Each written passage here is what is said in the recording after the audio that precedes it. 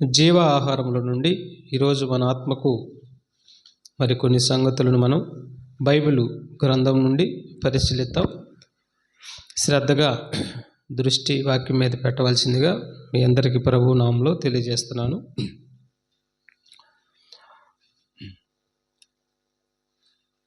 పరలోకము వెళ్ళుటకు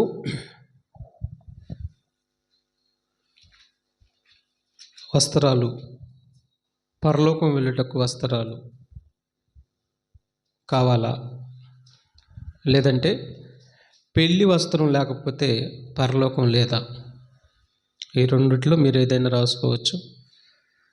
పెళ్లి వస్త్రం లేకపోతే పరలోకం లేదా రాదా అనేటటువంటి మాటలను మనం బైబిల్ నుంచి పరిశీలిద్దాం. ప్రియమైన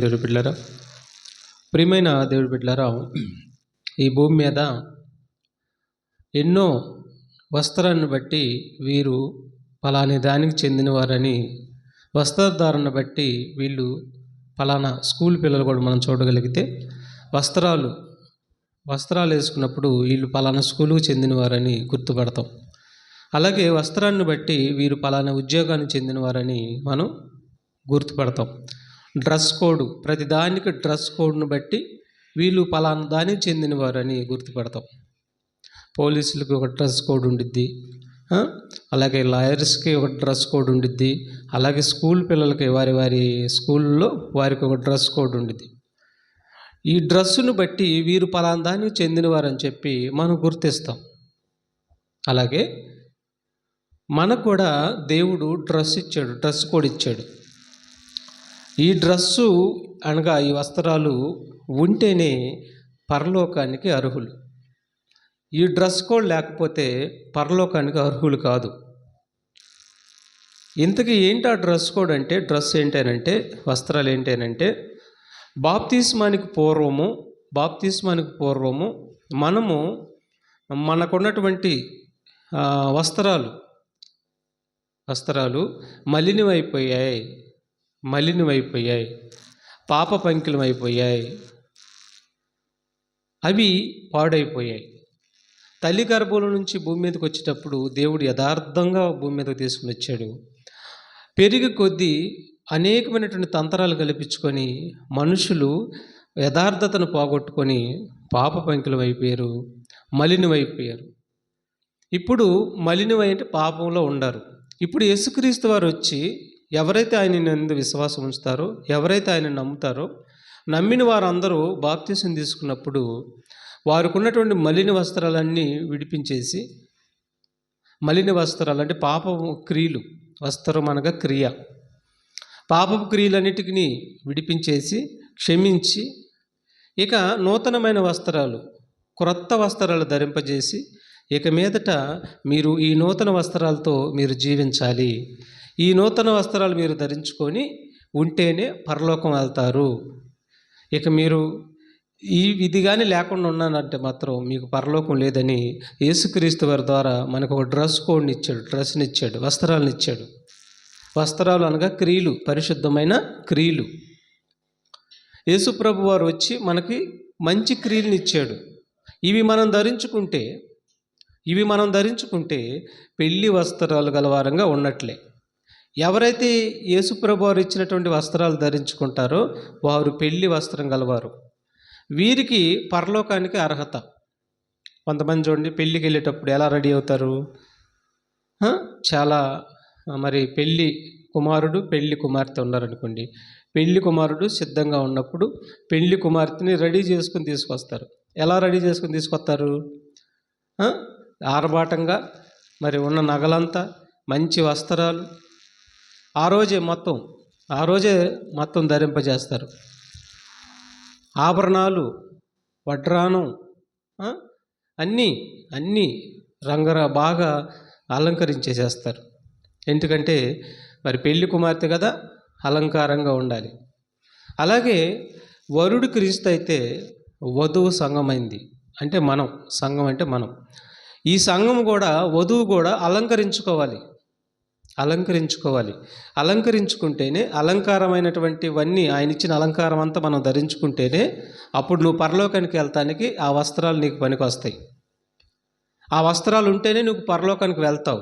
ఆ వస్త్రాలు లేకపోతే నువ్వు అసలు పరలోకానికి వెళ్ళవు, ఆ అలంకారం లేకపోతే అసలు నువ్వు పరలోకానికి వెళ్ళవు అని చెప్పేసేస్తున్నాడు. ఇంతకు ఏంటవని మనం బైబిల్ నుంచి జాగ్రత్తగా పరిశీలిద్దాం. ప్రియమైన బిడ్డలారా, ఒకసారి మత్తయి సువార్త చూడండి. మత్తయి సువార్త 22వ అధ్యాయము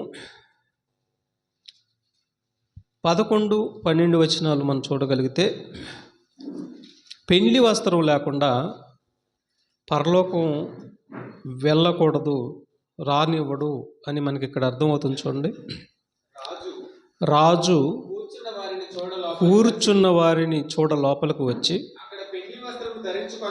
చూడండి, అక్కడ పెళ్లి వస్త్రము ధరించుకొనని ఒకనిని చూసి, స్నేహితుడా, పెళ్లి వస్త్రము లేక ఇక్కడికి ఎలాగో వచ్చితవని అడగగా, ఏమడిగాడు? పెళ్లి వస్త్రము కనిపిస్తలేదు. కొంతమంది పెళ్లి వస్త్రాలు ధరించుకొని అలంకరించుకొని కూర్చున్నారు. అయితే వారిలో ఒక అతను పెళ్లి వస్త్రం లేకుండా కూర్చున్నాడు. అయితే యేసుప్రభు వచ్చాడు, రాజు వచ్చి అడుగుతున్నాడు, పెళ్లి వస్త్రం లేకుండా నువ్వు ఎలాగొచ్చే వేడుకని అడుగుతున్నాడు. అప్పుడేమంటున్నాడంటే, చూడండి, వాడు మౌని అయి ఉండెను. పెళ్లి వస్త్రం లేకుండా పరలోకం వెళ్తే ఏం జరుగుతుందో చెబుతున్నాడు. అందుకని భూమి మీద ఉండగానే పెళ్లి వస్త్రాలు ఉండాలి. ఈ వస్త్రాలు లేకపోతే ఇప్పుడు ఏం జరుగుతుందో చూడండి. అంతట రాజు వీనిని కాళ్ళు చేతులు కట్టేసి వెలుపల చీకటిలోనికి త్రోసివేయండి అంటున్నాడు. అక్కడ ఏడుపును పండ్లు కొరుకుటయు ఉండునని పరిచారకులతో చెప్పెను. చూసారా? అంటే పెండ్లి వస్త్రం లేకుండా ఎవరైతే పరలోకం వెళ్తారో వారు పరలోకానికి అర్హులు కారు. వారిని ఏం చేస్తున్నాడు రాజుగారు? ఏం చేస్తున్నాడు?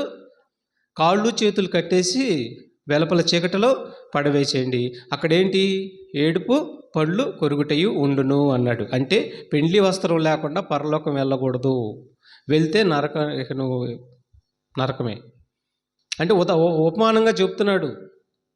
అక్కడికి రాకూడదు అంటే భూమి మీద ఉండగానే పెండ్లి వస్త్రము నువ్వు అలంకరించుకోవాలి, పెండ్లి వస్త్రాలు ధరించుకోవాలి. ధరించుకుంటేనే నీకు అక్కడ పరలోకానికి నీకు అర్హత, లేదంటే మాత్రం నరకానికి పోతావని సూచిస్తుంది ఈ మాటలు. ఇంతకు పెళ్లి వస్త్రాలు ఏంటి? ఏ వస్త్రాలు అలంకరించుకోవాలి? దేవుడు మనకి ఏమిచ్చాడు? పరలోకానికి వెళ్తానికి వస్త్రాలు ఏమిచ్చాడు? ఆభరణాలు ఏమిచ్చాడు? వీటన్నిటిని మనం అలంకరించుకొని సిద్ధంగా ఉంటేనే మనం చనిపోయిన తర్వాత పరలోకానికి వెళ్తాం. ఇంతకు ఏంటి ఆ వస్త్రాలు? చూడండి, ఒకసారి త్వరగా చదువుకుందాం. ఏబు గ్రంథము 29:14 వచ్చును. ఏబు గ్రంథము 29:14 వచ్చును. చూడండి, జాగ్రత్తగా మీరు రాసుకోండి. ఈ వస్త్రాలు మీరు ప్రతిరోజు ధరించుకొని ఉండాలి. శరీరానికి ఈ వస్త్రాలు ధరించుకున్నాం, వీటి గురించి అడగట్లా దేవుడు. మీ హృదయానికి, మీ ఆత్మకు మీరు క్రియలు ధరించుకోవాలి. క్రియ అనే వస్త్రం, అట్లాగా క్రియలు అనే వస్త్రాలు, అలా అవే దేవుడు చెప్పే వస్త్రాలు. ఇవి మనం ధరించుకోవాలి. నేను నీతిని వస్త్రముగా ధరించుకొని ఉంటిని గనక అది నన్ను ధరించుకొనిను. చూసారా? ఆయన దేనిని వస్త్రంగా ధరించుకున్నాడు? నీతిని. నీతి అనగా దేవుడి మాటని వస్త్రముగా ధరించుకున్నాడు. ఇక ఆయన చుట్టూ దేవుడి మాటే ఉంది, దేవుడి మాటను ధరించుకున్నాడు ఆయన. ఏబు గారు, నేను నీతిని వస్త్రముగా ధరించుకున్నాను అంటున్నాడు. అంటే దేవుడి వాక్యాన్ని ధరించుకున్నాను అంటున్నాడు. ఇది ఒక వస్త్రం, గుర్తుపెట్టుకుని. దేవుడి వాక్యమే మనకు వస్త్రంగా ధరించుకోవాలంటాం. ఈ వస్త్రం ఉంటేనే పరలోకం వెళ్తాం. ధరించుకున్నాము మనం. దేవుడు చెప్పిన ప్రతి మాట వింటమే, దేవుడు చెప్పిన ప్రతి మాటను అనుసరించి నడవటమే ఆయన వస్త్రము మనం ధరించుకున్న వారం అవుతాం, నీతిని ధరించుకున్న వారం అవుతాం. ఇంకా కీర్తన గ్రంథం 132:9 వచనం కూడా చూడండి. కీర్తన గ్రంథము 132:9 వచనంలో కూడా, నీ యాజకులు నీతిని వస్త్రము వలె ధరించుకొందురుగాక. చూసారా? నీతిని వస్త్రం వలె ధరించుకొందురుగాక. వాక్యాన్ని వస్త్రంలాగా ధరించుకోవాలి, నీ హృదయానికి ధరించుకోవాలి. మీరు ధరించుకున్నారా నీతిని వస్త్రంగా? వాక్యాన్ని వస్త్రంగా ధరించుకున్నారా? ధరించుకోండి. వస్త్రంగా ధరించుకుంటేనే పరలోకం. ఈ వస్త్రం ఉంటేనే పరలోకం, లేకపోతే లేదు. అందుకని దేవుడు చెప్పిన ప్రతి మాటను మనం అనుసరించి నడవాలి. నీతిని ధరించుకోవాలి. ధరించుకుంటేనే మనం పరలోకం వెళ్తాం. నామకార్థం గుండా ఉంటే మాత్రం కాళ్ళు చేతులు కట్టేసి వెలపల చీకటిలో పడేయండి. అక్కడ ఆరని అగ్ని, అక్కడ వేదన, పొల్లు కురుగుటే ఉంటుందని చెప్తున్నాడు. అందుకని పెండ్లి వస్త్రములో నీతి అనే వస్త్రాన్ని ధరించుకోవాలి. తర్వాత కీర్తన గ్రంథము 96:9 వచనం కూడా చూడండి. కీర్తన గ్రంథము 96 అధ్యాయము 9వ వచనాన్ని కూడా మనం చదవగలిగితే, పరిశుద్ధ అలంకారము ధరించుకొని యెహోవాకు నమస్కారము చేయుడి. పరిశుద్ధత అనే దానిని అలంకారంగా ధరించుకోమంటున్నాడు. చూసారా? నీతి అనగా దేవుడి వాక్యము. తర్వాత నువ్వు ఎలా ఉండాలి? పరిశుద్ధంగా ఉండాలి. పరిశుద్ధతను అలంకారంగా ధరించుకోమంటున్నాడు. చూసారా? నీతిని ధరించుకోవాలి, తర్వాత పరిశుద్ధంగా ఉండాలి. భూమి మీద పరిశుద్ధంగా ఉండాలి. పరిశుద్ధతను అలంకరించుకొని ఆయనకి నమస్కారం చేయండి అంటున్నాడు దేవుడికి. చూసారా? మనం ప్రార్థన చేయాలన్నా, స్తుతులు చెల్లించాలన్నా, దేవుడికి ప్రార్థన చేయాలన్నా పరిశుద్ధత లేకుండా మన ప్రార్థన వినడు. స్తుతులు చెల్లించినా ప్రయోజనం లేదు. కాబట్టి నీతి అనే వస్త్రము ధరించుకోవాలి. తర్వాత పరిశుద్ధత అనే దాన్ని అలంకరించుకోమంటున్నాడు. అవి నీ హృదయానికి అలంకరించుకోవాలి. అవి ఆత్మకు అలంకారములు. అవన్నీ కూడా అవి ఆత్మకు వస్త్రములు. అవన్నీ కూడా పరిశుద్ధతగా ఉండటం ఒక క్రియ, నీతిని ధరించుకోవటం ఒక క్రియ. ఇవి దేవుడిచ్చినటువంటివి క్రియలు. ఈ క్రియలే వస్త్రాలతో పోలుస్తున్నాడు. ఈ వస్త్రాలు మనం ధరించుకుంటేనే పరలోకానికి వెళ్తాం. ఇక తర్వాత సామెతల గ్రంథం 3:3 వచనం కూడా చూద్దాం. సామెతల గ్రంథం 3:3 వచనం కూడా మనం చూడగలిగితే చూడండి. దయను, చూసారా? దయను సత్యమును ఎన్నడను నిన్ను విడిచి పోనీకుము. చూసారా ఉన్నాడు? దయ. యేసు ప్రభు దయ చూపించాడు. మనకు కూడా దయ ఉండాలి. దయను ధరించుకోవాలి. నువ్వు దయను ధరించుకోవాలి. యేసు ప్రభు మన కోసం దయ చూపించాడు. యేసు ప్రభు దయ చూపించి అపరాధం చేతను పాపం చేతను చనిపోయి నరకానికి పోతుంటే దయ చూపించి మనల్ని తన ప్రాణం పెట్టి మనల్ని కాపాడుకున్నాడు. మనం కూడా ఇతరుల పక్షాన దయ చూపించాలి. తర్వాత దయను సత్యమును ఎన్నడను నిన్ను విడిచిపోనీకుము, వాటిని కంఠభూషణముగా ధరించుకోండి. చూసారా? నీతిని వస్త్రముగాను పరిశుద్ధతను అలంకరించుకోమంటున్నాడు. తర్వాత దయను సత్యమును కంఠభూషణముగా ధరించుకోమంటున్నాడు. అలంకరించుకోవాలంటున్నాడు. ఈ అలంకారం ఒక్కొక్కటి హృదయం నిండా అలంకరించుకోవాలి. అలా అలంకరించుకుంటేనే మనం పరలోకానికి వెళ్తానికి వస్త్రాలు అవే. లేకపోతే నువ్వు వెళ్ళవు. ఒకవేళ వెళ్ళినా రాని అంటున్నాడు. కాళ్ళు చేతులు కట్టేసి వెలపలా చీకటిలో పడేస్తానని చెప్తున్నాడు. అందుకని భూమి మీద ఉండగానే యేసు ప్రభు ప్రాణం పెట్టి రక్తం ఇచ్చి ప్రతి మనిషి పాపం కోసం శిలువలో మరణించి, ఇదిగో మీకు నేను నీతి క్రియలు ఇస్తున్నాను, నా నీతిని ధరించుకోండి, నా పరిశుద్ధతను ధరించుకోండి, నా దయను నా సత్యమును మీరు అలంకరించుకోండి కంఠభూషణంగా అని చెప్పి యేసు ప్రభు మనకి ఎన్నో నీతి క్రియలు మనకి ఇచ్చాడు. నీతి వస్త్రాలు మనకి ఇచ్చాడు. వాటిని ధరించుకుంటేనే మనం పరలోకం వెళ్తాం. నమ్మినంత మాత్రాన పరలోకం వెళ్ళాం. చెప్పాడుగా, ప్రభు చెప్పాడు కదా. ఏమన్నాడు? నమ్మువారు అనేకులు, ప్రవేశించేవారు కొద్దిమందే. కోట్ల సంఖ్యలో నమ్ముతారంట. ఏళ్ల మీద లెక్కేయచ్చంట పరలోకం వెళ్ళేవాళ్ళు. మరి వారిలో మనం ఉండాలంటే ఎంత కష్టపడాలి? చిన్న మాట కాదు. హృదయం మొదలుకొని అరికాలు మొదలుకొని నడినెత్తి వరకు తలంపులు ఆలోచన మొత్తం క్యూర్గా ఉంటేనే, తెల్లటి మనసు కలిగి ఉంటేనే మనం పరలోకం వెళ్తాం. లేకపోతే మాత్రం అడ్రస్ దొరకదు మనకి. చనిపోయిన మరుక్షణమే వితిన్ సెకండ్లోనే నరకానికి వెళ్ళిపోతాం. అందుకని మనం వెళ్ళకూడదని వీటిని ఇస్తున్నాడు. అయ్యా, భూమి మీద ఉండగానే ధరించుకోండి, చాలా ప్రమాదం ఉంది ముందు. కన్ను మూస్తే సరే ప్రమాదం మీకు ఎదురవుతుంది. అందుకని భూమి మీద ఉండగానే ధరించుకోండి. నేను మిమ్మల్ని ప్రేమించాను, నేను మిమ్మల్ని ప్రేమించి మీకోసం ప్రాణం పెట్టాను, భూమి మీద ఉండగానే ధరించుకోండి అని చెప్పి మరి ఇవన్నీ దయామయుడు మనకి ఇచ్చాడు వస్త్రాలు ధరించుకోమని. తర్వాత చూడండి, సామెతల గ్రంథము 14:18 వచనం.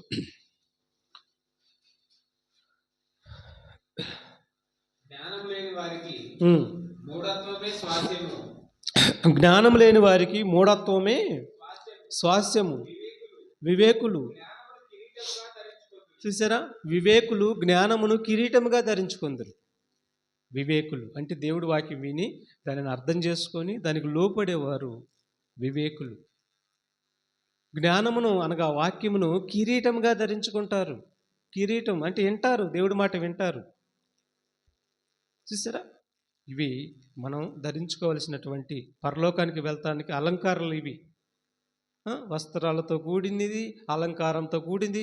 ఇవన్నీ కూడా అలంకరించుకుంటేనే మనం పరలోకానికి వెళ్తానికి వస్త్రాలు ఇవి, అలంకారం ఇది. ఉందా మరి? జ్ఞానం అనే కిరీటం ఉందా? జ్ఞానం సంపాదించుకుంటున్నాం మనం, సంపాదించుకోవాలి ప్రేమ బిడ్డలారా. ఇక మొదటి పేతురు పత్రిక 5:5 వచనం.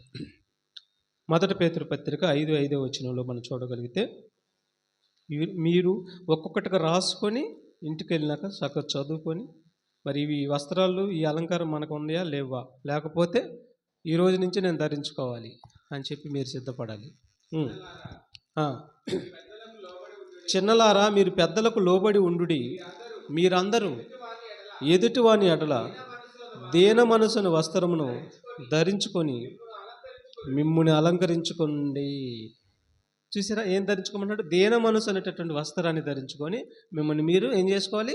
అలంకరించుకోవాలి. దేన మనసు ఎవరిలో ఉంది? క్రీస్తులో ఉంది. అవునా లేదా? క్రీస్తులో దేన మనసు గలవాడు ఆయన.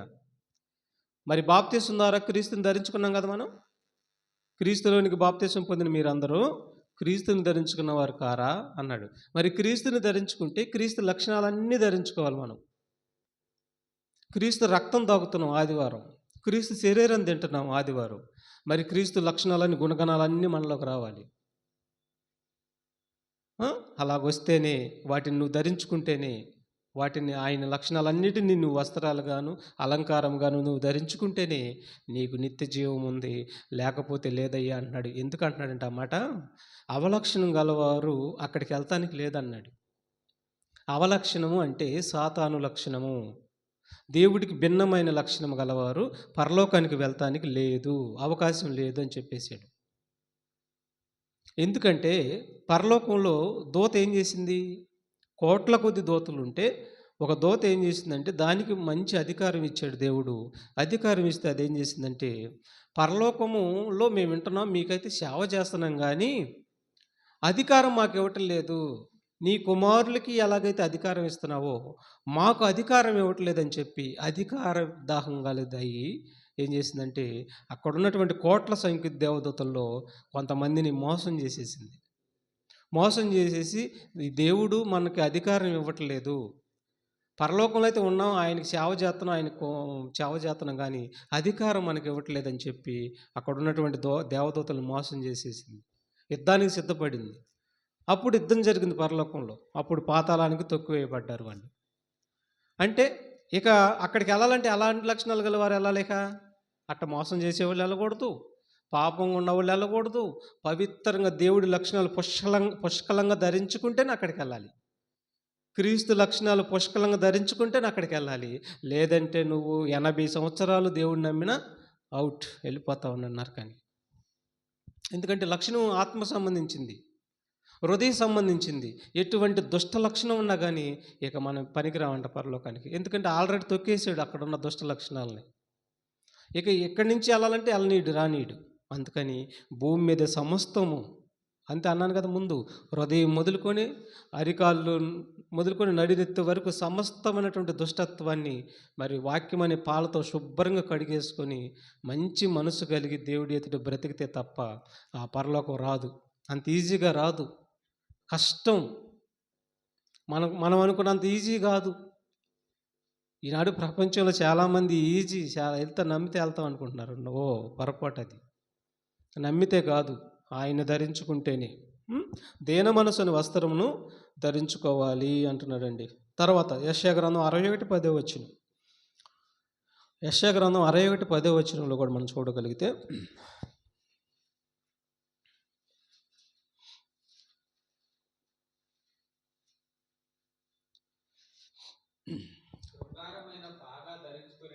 శృంగారమైన పాగా ధరించుకొనిన,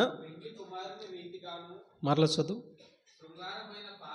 శృంగారమైన పాగా ధరించుకొనిన పెండ్లి కుమారుని రీతిగాను ఆభరణములతో అలంకరించుకొనిన పెండ్లి కుమార్తె రీతిగాను ఆయన రక్షణ వస్త్రములను నాకు ధరింపజేసి ఉన్నాడు.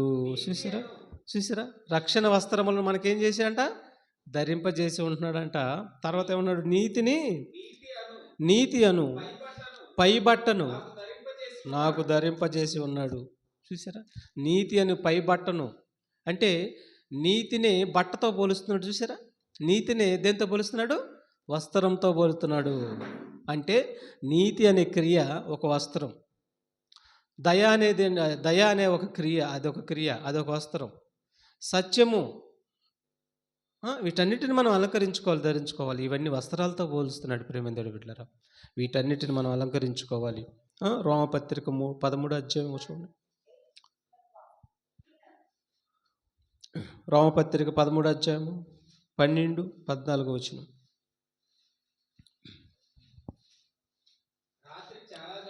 రాత్రి చాలా గడిచి పగలు సమీపంగా ఉన్నది గనుక మనము అంధకార క్రియలను విసర్జించి తేజస్ సంబంధమైన యుద్ధోపకరణములు ధరించుకుందాము.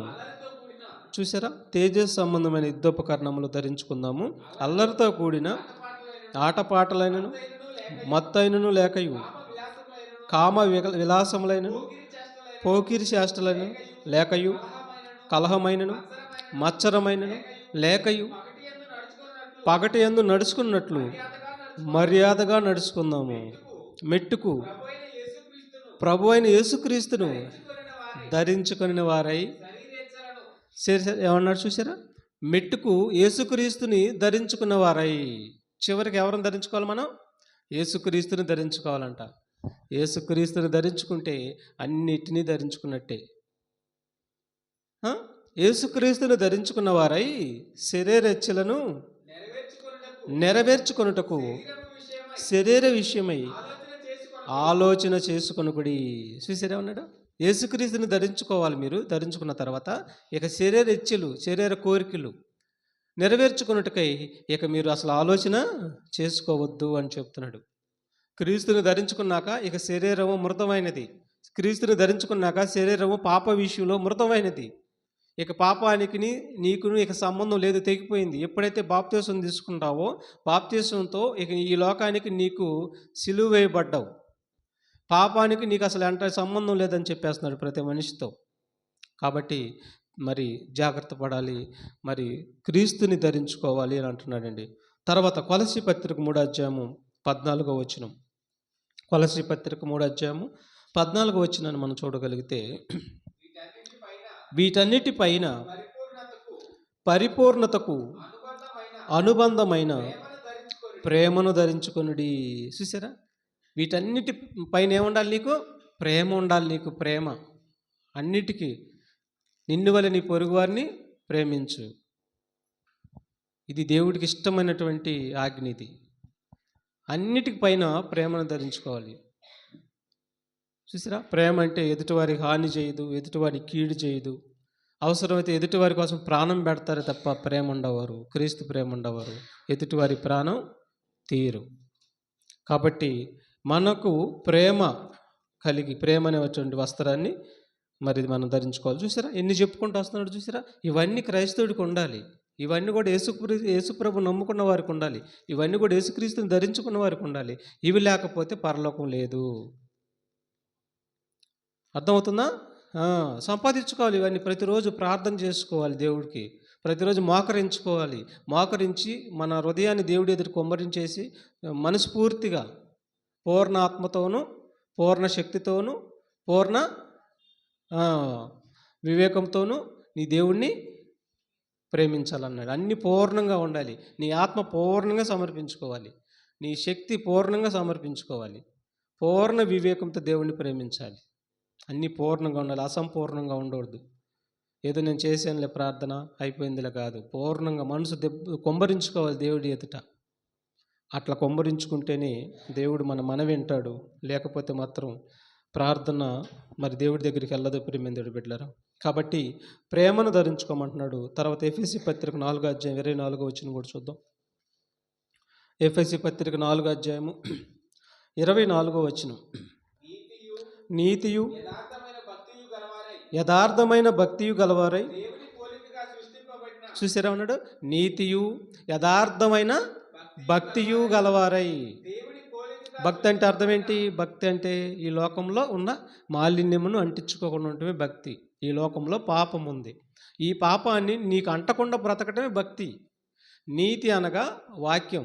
వాక్యము గలవారై ఉండి నీతి గలవారై ఉండాలి. అలా ఉండి ఏమన్నాడు? దేవుని పోలికగా సృష్టింపబడిన నవీన స్వభావమును ధరించుకొనవలెను. చూసారా, నవీన స్వభావం. నవీన స్వభావం అంటే క్రొత్త స్వభావం. పాత స్వభావం ఎక్కడ పోయింది? మనకి బాప్తీసంలో పోయింది. ఇక బాప్తీసం తీసుకున్న తర్వాత ఏ స్వభావం రావాలి? నవీన స్వభావం అంటే క్రొత్త స్వభావం రావాలి. పాతవి గతించెను, ఇదిగో సమస్తము నూతనమైను. నూతనమైన క్రియలు నీకు ధరింపజేస్తున్నాడు. నవీన స్వభావం కలవారే ఉండాలంట మనం. నవీన స్వభావాన్ని ధరించుకోవాలంట మనం. ధరించుకోకపోతే మాత్రం ఈ చల్లపూట దేవుడు మనతో మాట్లాడుతున్నాడు. నవీన స్వభావం కానీ మనం ధరించుకోకపోతే మాత్రం పరలోకం దక్కదని చెప్పేశాడు, ముందుగానే చెప్పేశాడు ప్రభు. స్నేహితుడా, పెళ్లి వస్త్రం లేకుండా ఎలా వచ్చాను అని అడిగితే మౌనంగా ఉన్నాడు, సమాధానం చెప్తలేదు. లేదు, పెళ్లి వస్త్రం దిగంబరుడిగా కనిపిస్తున్నాడు దేవుడికి. తీసుకెళ్ళి పంపించేసేయండి ఇతను అని చెప్పేశాడు. కాళ్ళు చేతులు కట్టేసి వెలవలు పడేసేయండి ఇతను అని చెప్తే ఈడ్చుకొని వెళ్ళి అగ్నిగుండంలో పడేశారు తీసుకెళ్ళి. అంటే వస్త్రాలు లేకపోతే ఎంత ప్రమాదం దాగుందో. ఈ భూమి మీద ఏదో ఒక రోజు మనం భూమిని విడిచి వెళ్ళిపోవాల్సి వచ్చింది. వెళ్ళిపోయిన మరుక్షణమే వస్త్రాలు కానీ లేకపోతే మాత్రం అగ్నిగుండం తప్పదు. అందుకని మరి జాగ్రత్త పడాలి. ప్రసంగి గ్రంథం 9:8 వచ్చిన కూడా చూడండి. ప్రసంగి గ్రంథం 8వ అధ్యాయం 9వ వచనం కూడా మనం చూడగలిగితే,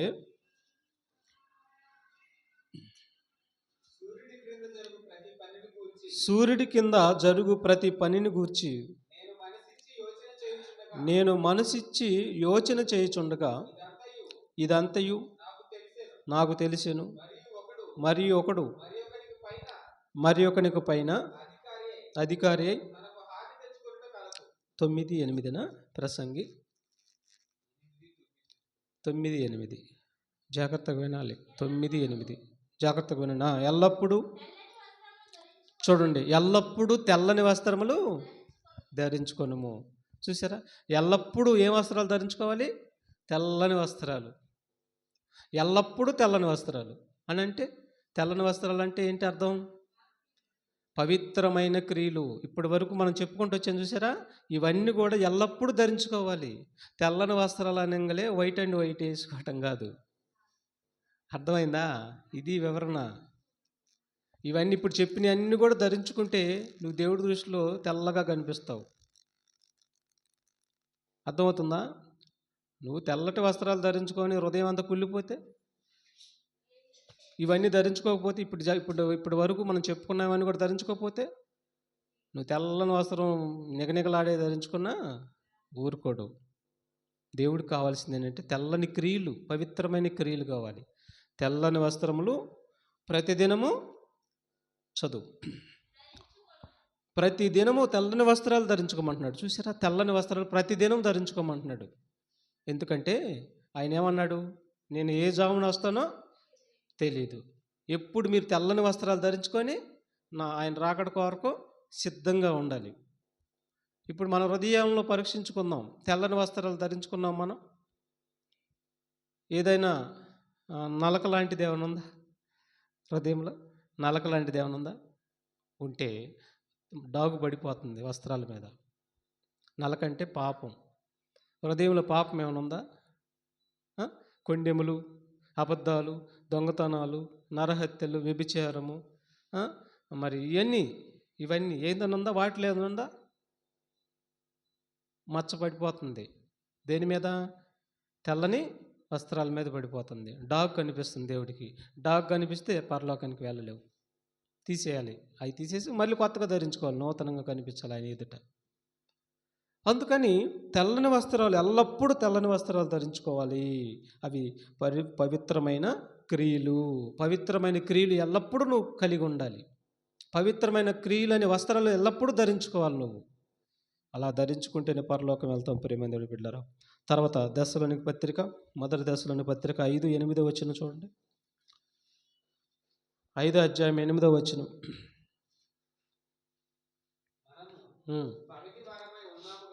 మనము పగటివారమై ఉన్నాము గనుక. మనం పగటివారం అంట. మనం ఎవరమి? పగటివారము. పగటివారం అంటే వెలుగు సంబంధులమి, ఒకప్పుడు చీకటి సంబంధులమి, ఒకప్పుడు పాపపు సంబంధులమి. ఇప్పుడు క్రీస్తులోకి వచ్చిన తర్వాత పగటివారమై ఉన్నాము. పగలంటే మనం రేత్రి అయిపోయిన తర్వాత వచ్చే పగల గురించి మాట్లాడతారు ఇక్కడ. పగటివారం అంటే అర్థం ఏంటి? వెలుగు సంబంధులు. మనం పగటివారమై ఉన్నాము గనక, వాక్య సంబంధులమై ఉన్నాము గనక, మత్తులమై ఉండకంటే పాపంలో ఉండక, పాపమనే మత్తులో ఉండక, విశ్వాస ప్రేమలు అను కవచమును, చూసారా ఏమంటున్నాడు? విశ్వాస ప్రేమ అను కవచమును, రక్షణ నిరీక్షణను, శిరస్రావమును ధరించుకుందాము. చూసారా, మనం పగటి యందు నడుచుకున్న వారమై ఉండాలి. పగటి యందు నడుచుకునే వారమై ఉండి ఇవన్నీ మనం ధరించుకోవాలి ప్రియమైన బిడ్డలారా. ఇవన్నీ మనం అలంకారంగా ధరించుకొని అక్కడ కనపడిస్తేనే తప్ప పరలోకంలో వెళ్ళలేము మనం. లేకపోతే పరలోకం లేదు మనకి. తెలుసా? చెప్పాడు కదా, ప్రభు చెప్పాడు. ప్రభు మాట ఖచ్చితమైద్ది. అందుకని భయము భక్తి కలిగి ప్రతిరోజు తెల్లని వస్త్రాలు ధరించుకోవాలి మనం. పవిత్రమైన క్రియలు కలిగి ఉండాలి. మాట పవిత్రం, చూపు పవిత్రము, ఆలోచన పవిత్రము, తలంపులు పవిత్రము, అన్ని వాక్యంతో పవిత్రపరచుకొని దేవుడి ఎదుట మనం నడిస్తే తప్ప పరలోకానికి వెళ్తాం. ప్రకటన గ్రంథం 16:15 వచనం. ప్రకటన గ్రంథం 16:15 వచనం. 16వ అధ్యాయము 15వ వచనం.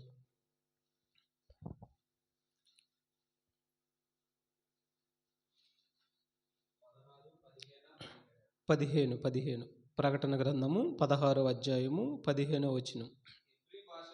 హెబ్రీ భాషలో హర్మెగిద్దోను చోటునకు వారిని పోగు చేసెను. ఇదిగో నేను దొంగవలే వచ్చుచున్నాను.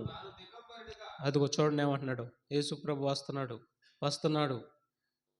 నేను దొంగవలే వచ్చుచున్నాను.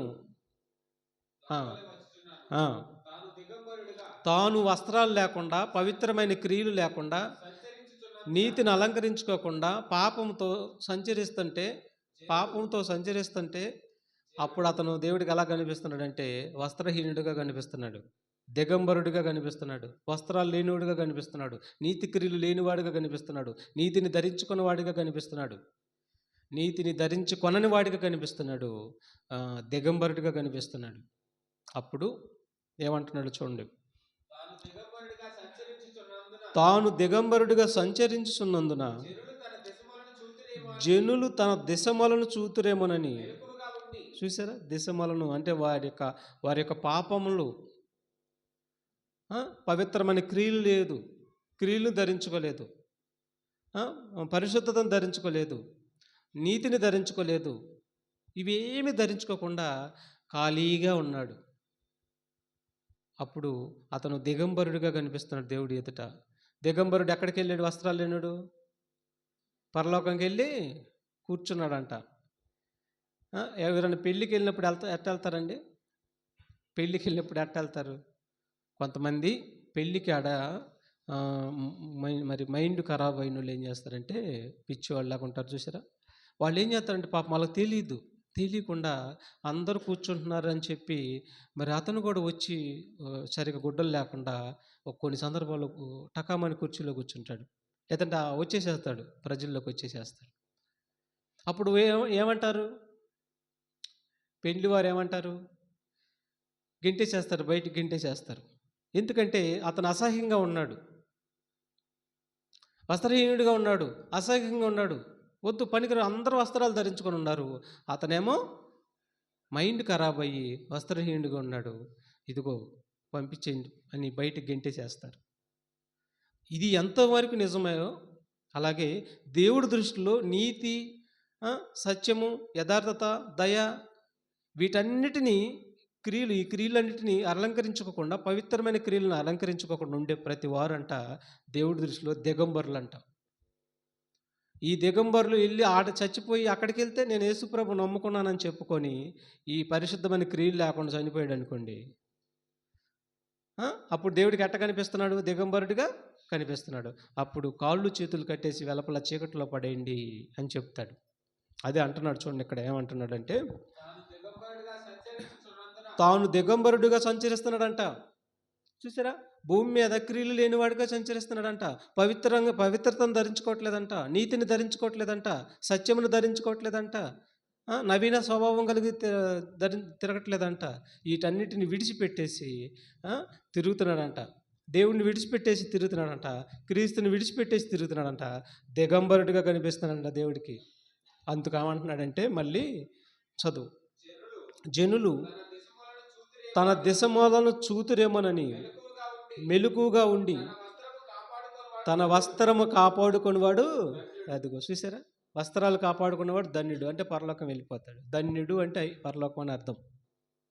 వస్త్రాలు కాపాడుకోవాలి, యేసుప్రభు ద్వారా ఇచ్చాడు. నీ పాపాలన్నీ బాప్తీసం ద్వారా కడిగి వేశాడు. ఇక నేను ఇచ్చే సత్క్రియలు చేసుకో, నా వాక్యాన్ని ధరించుకో, నూతన స్వభావం కలిగి బ్రతుకు అని పరిశుద్ధాత్మ దేవుని నీకు ఇచ్చాడు వరంగా. ఇన్ని ఇస్తే వస్త్రాలు లేకుండా దిగంబరుగా తిరుగుతావా? అట్ట సంచరిస్తావా భూమి మీద? మరి ప్రాణం పోతే వెళ్ళిపోతావు నరకానికి. అందుకని జాగ్రత్తగా ఉండాలి. చివరగా కీర్తన గ్రంథం చూడండి, కీర్తన గ్రంథం 73:6 వచనం. మనందరం కూడా మరి వస్త్రాలు గలవారై భూమి మీద తిరగాలి. ప్రియమైన బిడ్డలారా, పెళ్లి వస్త్రాలు గలవారై మనం తిరిగితేనే మరి పరలోకంలో, ఆ వస్త్రాలు ఉంటేనే మనం పరలోకంలో అడుగు పెట్టగలం, లేకపోతే లేదు. పరలోకం వెళ్తానికి పెళ్లి వస్త్రాలు దేవుడు ఇచ్చాడు. వాటిని మనం ధరించుకొని భూమి మీద సంచరిస్తున్నామా, తిరుగుతున్నామా అని ఒక్కసారి ఈ చల్లని పూట మరి ఆలోచించాలి ప్రతి ఒక్కరూ. 73:6 వచనం కీర్తన గ్రంథం. కావున గర్వము, చూడండి, వీటన్నిటినీ మర్చిపోయి మనిషిని వీటికి వ్యతిరేకమైనటిని ధరించుకుంటున్నాడంట. వీటన్నిటిని ధరించుకోమని దేవుడు చెప్తే వీటిని ధరించుకోకుండా వీటికి వ్యతిరేకమైన ధరించుకుంటున్నాడంట. అవి సాతానిచ్చిన క్రియలు. సాతానిచ్చిన క్రియలు ధరించుకుంటున్నాడని చూడు. కావున ఎన్ని చెప్పినా, దేవుడు ఎన్ని చెప్పినా వినకుండా గర్వపడుతున్నాడంట మనిషి. గర్వము కంఠహారము వలె వారిని చుట్టుకొనుచున్నది, వస్త్రము వలె వారు బలత్కారము ధరించుకొందురు. చూసారా, రివర్స్లో వచ్చేస్తుంది. సాతానిచ్చినవి తీసుకుంటున్నారు. గర్వము కంఠహారము వలె, మరి బలత్కారము వస్త్రము వలె ధరించుకుంటున్నారంట. చూసారా, ఇవి ధరించుకుంటున్నారంట. దేవుడు ఎన్ని చెప్పినా వినకుండా గర్వంగా మనిషి తయారైపోతున్నాడంట. వీటినైతే సులభంగా ధరించుకుంటున్నారంట, దేవుడిచ్చినవి మాత్రం విడిచిపెడుతున్నారంట. ఇంకొక మాట కూడా చూద్దాం. కీర్తన 109:29 వచనం కూడా చూడండి. కీర్తన 109:29 వచనం. నా విరోధులు అవమానము ధరించుకొందురుగాక, తమ సిగ్గునే నిలువుటంగీ వలె కప్పుకొందురుగాక. చూసారేమన్నాడు? తమ సిగ్గునే నిలువుటంగీ వలె కప్పుకొందురుగాక అంటున్నాడని. వారి పాపాన్ని వాళ్ళు కప్పుకుంటున్నారంట. పాపాన్ని కప్పుకొని పోతున్నాడంట చచ్చిపోయినప్పుడు. మరి అక్కడ దేవుడికి దిగంబరుగా కనిపిస్తున్నాడు. కాబట్టి ప్రియమైన పిల్లరా, గర్వం వద్దు. దేవుడి మాటలు వినేటప్పుడు సాత్వికత రావాలి. దేవుడి మాటలు వినేటప్పుడు విధేయత రావాలి, లోపడే గుణం రావాలి. ఇప్పటి వరకు మనం చెప్పుకున్న వాటన్నిటిని మనం ధరించుకోవాలి. నీతిని, తర్వాత మరి పరిశుద్ధతను, దయను, సత్యమును, జ్ఞానమును, దీన మనసును, నీతిని, తర్వాత ప్రేమను, నవీన స్వభావమును, తెల్లని వస్త్రములు, తెల్లని వస్త్రాలు వీటన్నిటిని ధరించుకొని మనం దేవుడి దగ్గర సిద్ధపడి ఉంటేనే తప్ప మరి పరలోకంలోకి వెళ్తాం. లేదంటే మాత్రం చివరి మాట చదువుకొని మనం ముగించుకున్నాం.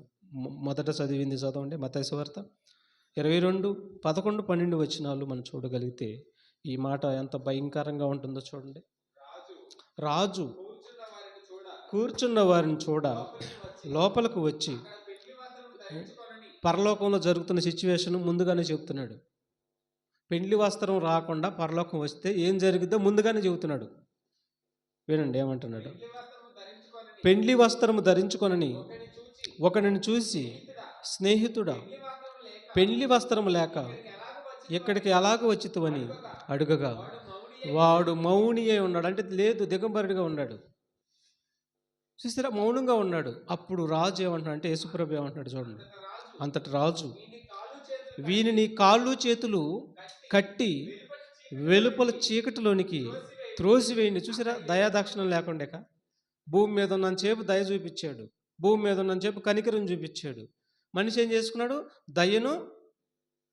దయను ధరించుకోకుండా గర్వాన్ని ధరించుకుంటున్నాడు, వ్యతిరేకతను ధరించుకుంటున్నాడు. భూమి మీద ఉన్న కాలం దయ చూపించాడు, ధరించుకోలేదు. దేవుడు ఇచ్చిన క్రియలు ఏం ధరించుకోలేదు. ఇప్పుడు పరలోకం వెళ్ళినాక ఏమంటున్నాడంటే, దయాదాక్షిణం లేకుండా ఏమంటున్నాడు చూడండి, వెలపల కాళ్ళు చేతులు కట్టి వెలుపల చీకటిలోనికి త్రోసేయండి అంటున్నాడు. ఎవరంటుంది ఈ మాట? యేసుప్రభు. ఇక్కడేమన్నాడు? దయను సత్యమును ధరించుకోండి, నేను ఇచ్చే వస్త్రాలన్నిటిని ధరించుకోండి అని చెప్పాడు. దయ చూపిస్తున్నాడు. ఇక అక్కడికి ఇవన్నీ ధరించుకోండి, అక్కడికి వెళ్తే ఉన్నాడు, ఇతన్ని చీకటిలోనికి త్రోసేయండి దరిద్రుడు అన్నట్టుగా అంటున్నాడు. చూసారా, ఇక్కడ ఉన్నంతసేపే యేసు ప్రభు ద్వారా అన్నీ నీకు వర్తిస్తాయి. ప్రేమ, దయ, కనికరం అన్నీ నీకు చూపిస్తాడు. ప్రాణం పోయిందా, క్రియలు లేకుండా అక్కడికి వెళ్ళావా, వస్త్రాలు లేకుండా, పెళ్లి వస్త్రం లేకుండా అక్కడికి వెళ్ళావా, తోసేయండి ఒకటి చీకట్లో, ఒకటికి కాళ్ళు చేతులు కట్టేసి అనే మాటలు ఆ ప్రభువే మాట్లాడుతున్నాడు. కాబట్టి ఎంత ప్రమాదం ముంచుకొస్తుందో జాగ్రత్తగా మనం గమనించుకొని జీవితాన్ని దేవుడి ఎదుట కుమ్మరించేసి సమర్పించేసుకొని మెత్తటి మనసు, మంచి మనసు, తెల్లటి మనసు కలిగి బ్రతికితేనే మనం పరలోకానికి వెళ్తాం. ఇదిగో ఇప్పుడు చెప్పబడిన వస్త్రాలన్నీ మీరు ధరించుకోవాలి. ధరించుకొని ఈ భూమి మీద మనం సంచరిస్తూ ఉన్నప్పుడు ప్రాణం పోతే అప్పుడు దేవుడికి వస్త్రాలు ధరించుకున్న వారిగా కనిపిస్తాం. అప్పుడు పరలోకంలో మనకు చోటు ఉండిద్ది. కాబట్టి మనందరం కూడా పరలోకం వెళ్ళుటకు మరి వస్త్రాలు ఏవేమి ధరించుకోవాలో చెప్పాడు. మరి మనం వాటన్నిటిని ధరించుకొని సిద్ధపడి ఉందాం, పరలోకానికి వెళ్దాం. ప్రార్థన చేసుకుందాం.